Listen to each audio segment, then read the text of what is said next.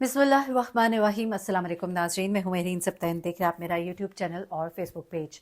नाज़रीन, एक नौजवान पायलट, खातून पायलट जिनकी बॉडी मिलती है उनके फ्लैट से, केबल के साथ इन्होंने अपने आप को लटका लिया होता है और कोई भी नोट उनके इर्द गिर्द ऐसा नहीं मिलता जिससे पता लग सके कि उनके साथ क्या हुआ है।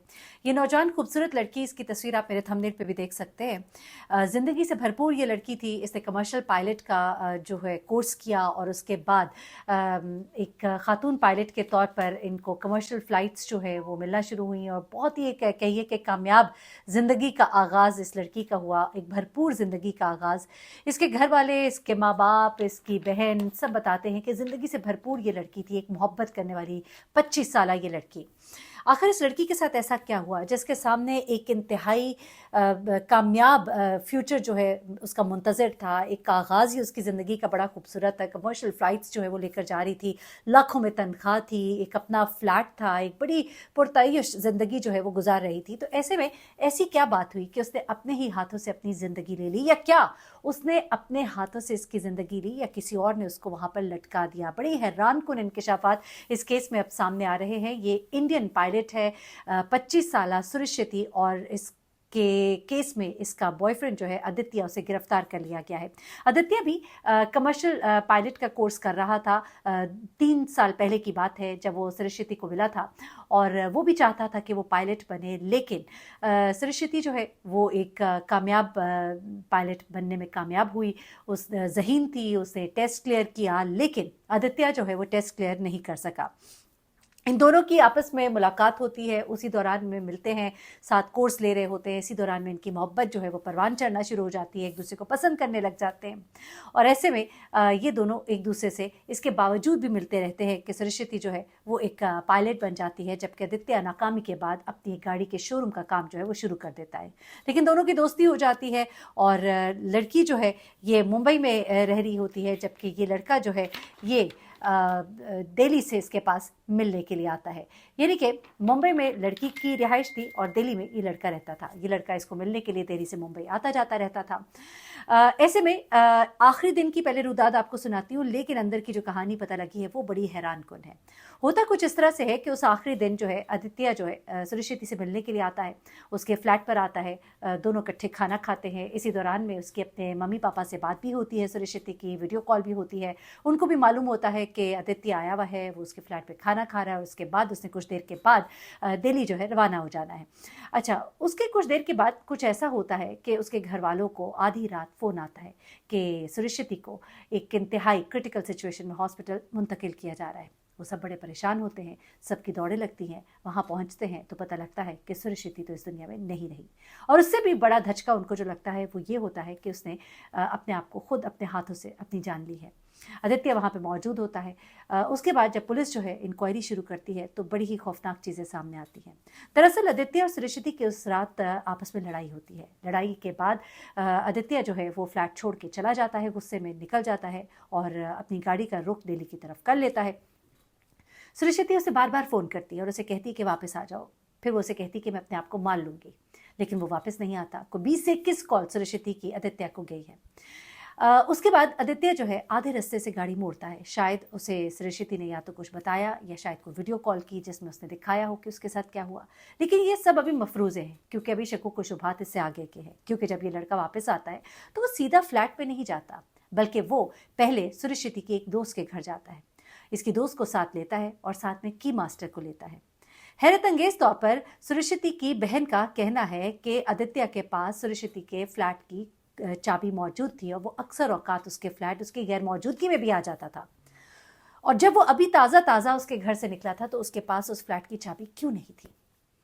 उसके साथ उसने जब लॉक मास्टर को भी साथ बुलाया और उस लॉक मास्टर को उसने ताला खोलने के फ़ौरन ही बाद बाहर से ही भेज दिया और उसकी दोस्त के साथ और अपनी मुश्तरका दोस्त के साथ वो फ्लैट में एंटर होता है। उसने उस लॉक मास्टर को बाहर से ही क्यों भेज दिया? कहीं ऐसा तो नहीं कि उस लड़की के साथ मिलकर उसने एक क्राइम सीन जो है वो पूरा क्रिएट करना था? क्योंकि उसको मालूम था कि जब मैं यहाँ से निकला हूँगा सीसीटीवी कैमरास में भी आया हूँगा कि मैं यहाँ था, मैं गया हूँ, वालिदैन को भी पता है कि मैं यहाँ आया हुआ था। तो क्या उसने ये पूरी कहानी क्रिएट की? उसके बाद उसको क्यों उसने लॉक मास्टर को फ़ौरन ही वहाँ से भेज दिया? जब इंसान इतनी तो वो कभी भी किसी को जाने का नहीं कहता, बल्कि उसको तो ये चाहिए कि सबको लेकर अंदर दाखिल हो, ताकि जाए वक़्त को हर कोई अपनी आंख से देख ले, लेकिन लॉक मास्टर को उसी वक्त वहाँ से भेज देना, चाबी से इनकारी होना, जबकि चाबी उस दिन उसके पास थी। और वो आदित्य के, ये कहा जा रहा है सुरश्रुति के आने से पहले वो फ्लैट में खुद चाबी खोल कर अंदर दाखिल हुआ था। अब सुरश्रुति के अंकल ने एक FIR जो है वो दर्ज कराई है। इस नौजवान पायलट के अंकल ने और उनकी बेटी ने और सुरश्रुति की बहन ने बड़े ही खौफनाक इंकशाफात किए हैं। आदित्य का एक बड़ा ही घिनौना चेहरा जो है वो सामने लेकर आए हैं, और इस बारे में सुरश्रुति के कुछ दोस्त हैं, मुश्तरका दोस्त, उन्होंने भी इन बातों को कंफर्म किया है, और इसी बिना पर आदित्य को इस वक्त गिरफ्तार भी कर लिया गया है। FIR में तो ये बात भी कही गई है कि इसको इस हाल तक पहुंचाने वाला और ये नौबत लाने वाला आदित्य था। इस मद में भी जाहिर सी बात है उसके ऊपर चार्जेस तो बनते हैं, लेकिन अभी शकों को शुबहात ये भी हैं कि कहीं उसने ये पूरा क्राइम सीन जो है ये क्रिएट तो नहीं किया। अब इसके जो चचा है वो कहते हैं कि आदित्य जो है, अगर तो इसने मारा नहीं भी है, तब भी इसका बहुत बड़ा किरदार है सुरश्रुति को इस मुकाम तक पहुंचाने में।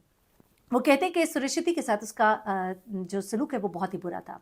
गुज़िश्ता दिनों ये भी कहा जा रहा है कि आदित्य की एक बहन को सुरश्रुति ने पैसे भी भिजवाए थे, एक बड़ी अमाउंट भिजवाई थी। गो आदित्य का ये कहना है कि मैंने चूंकि सुरश्रुति को एक गाड़ी खरीद के दी थी और इसने उसकी ये पेमेंट की थी, और मैंने कहा था कि पेमेंट मेरी बहन को दे दो, क्योंकि उन दिनों मेरी बहन को पैसों की जरूरत थी। लेकिन ये भी बताया जा रहा है सुरश्रुति की बहन की तरफ से कि वो अक्सर औकात इससे पैसे मांगता रहता था, और ये इसको पैसे दिया करती थी और इसके बहुत से खर्चे भी उठाती थी। अब इसके अंकल बताते हैं कि एक दफ़ा मेरी बेटी, यानी कि इसके अंकल की बेटी, और सुरश्रुति और आदित्य एक ही गाड़ी में ट्रैवल कर रहे थे। ये गाड़ी वो कहते हैं कि मेरी गाड़ी थी। मेरी गाड़ी लेकर वो मेरी ही बेटी और सुरश्रुति को घुमाने, शॉपिंग कराने लेकर गया था। इसी दौरान में वो कहता है कि गाड़ी में उसने सुरश्रुति के साथ बहुत बदतमीजी की, उसके साथ बहुत बदजुबानी भी की, और इसी गुस्से में आकर उसने मेरी गाड़ी जो है गाड़ी में भी दे मारी, और ना उसने इसकी कोई भरवाई की, ना इसका नुकसान भरा। ये सब कुछ उनकी बेटी के मौजूदगी में हुआ। फिर एक और वाकया उन्होंने बयान किया कि जब उनकी बेटी सुरश्रुति के साथ थी और कुछ और दोस्त भी थे उनके साथ, ये आदित्य जो है सुरश्रुति के साथ खाने पर जाता है, वहाँ पर वो नॉन वेजिटेरियन फूड ऑर्डर करती है। कुछ लोग और भी कहते हैं इस पर वो इसका खूब मजाक उड़ाता है, इसको ह्यूमिलिएट करता है और इनकार करता है मंगाने से, लेकिन फिर मंगा तो देता है। लेकिन कुछ ही देर के बाद उनकी बेटी को सुरश्रुति का फ़ोन आता है कि मुझे आदित्य सड़क पर छोड़कर चला गया है। वो कहती है कि इसने कई दफ़ा, अंकल कहते हैं कि कई दफ़ा इसने मेरी बेटी को बताया था कि मैं उसे बहुत प्यार करती हूँ, उसको छोड़ नहीं पा रही, लेकिन ये रिश्ता जो है ये मेरे लिए बहुत ही तकलीफ पहुंचाने वाला बनता जा रहा है। फिर वो कहते हैं कि एक दफ़ा उसने सुरश्रुति को बहुत ज़्यादा फोर्स किया कि वो उसके साथ उसकी एक फैमिली की पार्टी में जाए। उस दिन सुरश्रुति की एक फ़्लाइट भी थी और उसको अपना जहाज़ जो है वो लेकर जाना था, लेकिन उसने इसको बहुत ज़दुकोप किया और इसको बहुत ज़्यादा परेशान किया कि जिसमें वो बिलक बिलक कर रोती रही।